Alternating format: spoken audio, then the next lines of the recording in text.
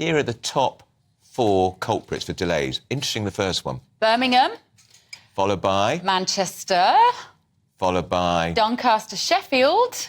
Which I thought that had actually closed down. I feel like we're reading out the FA Cup results. Yeah, and then in 4th place, it's... Luton. Luton. So all of them, you can wait. We're 28 minutes at Luton. Oh, and East Midlands, 13 minutes. Oh, there's more. Teesside, 14 minutes. Doesn't seem very long to me. I mean, the times I've been on a plane and it's an hour late. Say that. Exeter, 14 minutes. There's worse places to wait than Exeter. Yeah. And Belfast, 15 minutes.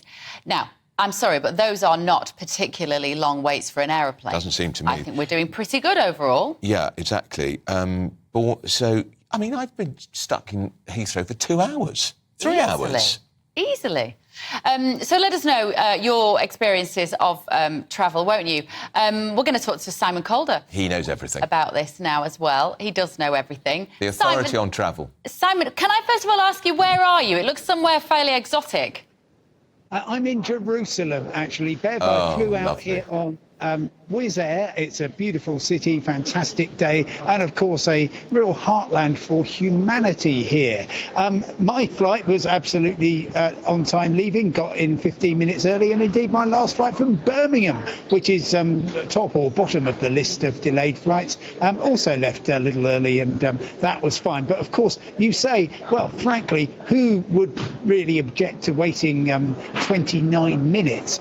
The thing is that actually reflects an offer of much longer delays, because most flights actually do get away either on time or within 15 minutes, which in the wacky old world of the airline business is counted as on time. But it does rather signify that it was a pretty awful summer last year.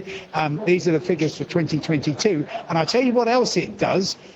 Really crucially, it only counts the flights that got away. And so one reason Gatwick and Heathrow look relatively good. I mean, Heathrow is slightly less than the average of 23 minutes. One reason for that is because British Airways was cancelling tens of thousands of flights at Heathrow.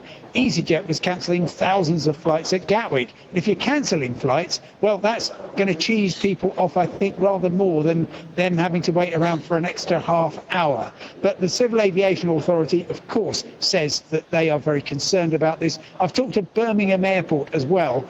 They say, we're really sorry, but we had a tough old summer last year. Like everybody, the aviation industry really struggled with the lifting of COVID restrictions. And they also said, by the way, if you're going through Birmingham Airport this summer, expect a bit of a walk around. We've got lots of work going on building a new security area. From summer next year, it's going to be great, but do have plenty of time this year. Simon, I'm just looking at Birmingham Airport. It's our 7th busiest airport, 10 million passengers a year, double compared to what it was in 2021. So that's an airport that's growing really, really fast.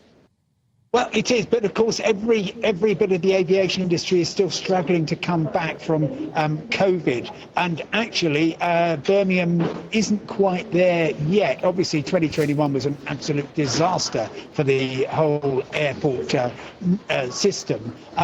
But some are recovering faster than others. And it was actually, I mean, Manchester, you mentioned, they're in 2nd place. They had a really, really tough start to the year. May and June last year were just horrible. Flights cancelled at the last minute. TUI actually cancelled a whole load of flights in advance. Then attention moved on to Heathrow, where British Airways were just cancelling left, right and centre. EasyJet at Gatwick as well. And the main thing is, if your flight is delayed and it's more than 3 hours late getting to your final destination, you're entitled to compensation as long as it's the airline's fault. So do get that if you need to. And if your flight's cancelled completely, again, it's a matter of compensation and getting you to your destination just as soon as you can. Simon, tell us, what's your favourite airport in Britain? I love all airports equally. They're like hospitals and they're like prisons, Andrew. You sort of get in and out as soon as you possibly can. So, yeah, I was born next to the runway, actually, at Gatwick Airport. So I suppose that has a special place in my heart. And I used to frisk people there. It was a job, not a hobby, I stress.